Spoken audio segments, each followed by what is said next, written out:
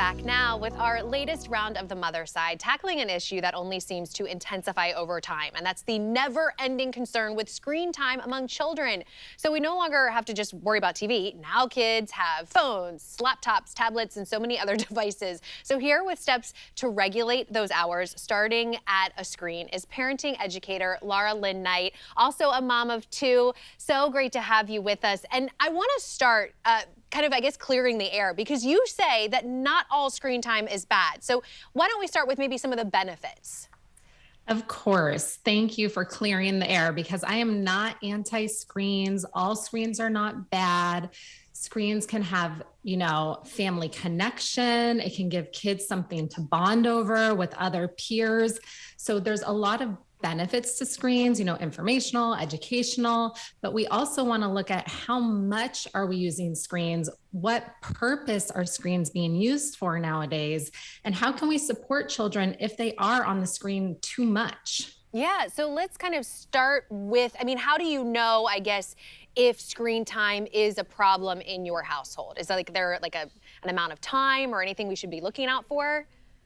Yeah, when children are begging to use screens for multiple hours each day, and kind of when they get off screens, they have that dip. So it's that craving of, I want screens, I want more screen time. We know that screens are releasing dopamine in the brain. There can be healthy forms of dopamine and unhealthy forms of dopamine. Scientists are finding that screens are actually an addictive, kind of unhealthy form of dopamine that's being released in the brain. So if your child is just asking for more and more, and then they finally are done with their screen time and it's a huge meltdown, it's a power struggle, it's kind of time to step back and reevaluate. I do it in my own home, and I do it with the families that I support and I work with. All right, well, since we have you, we're going to take advantage of your tips. So what are some of the things that us parents can do to kind of regulate that device use, not only for the summer, but even beyond? Yeah, so set up times in your home of how much screen time are you going to allow your child to have. And that can be a conversation with your partner. You can decide ahead of time. Okay, in our home, for example, we know that our children are allowed to do 1 hour of video game screen time per day during the summer months. During the school year, it's an hour on the weekends, but not during the weekday. So once you have that time in mind, then sit down with your child and talk to them. Instead of just saying, hey, you only get this much time, sit down and talk about the pros of using screens. Why do we like using screens? What's not good about using screens?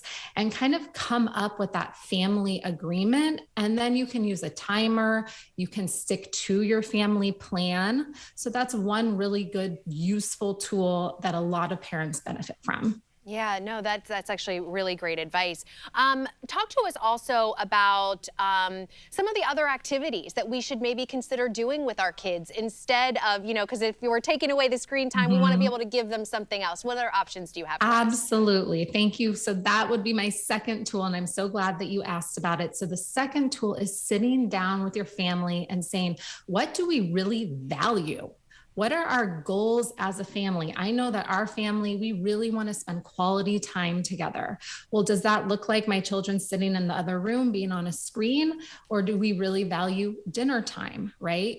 So that means, okay, no screens at dinner time. So we use our family values as an opportunity to guide what we do each day, to guide how we prioritize our days.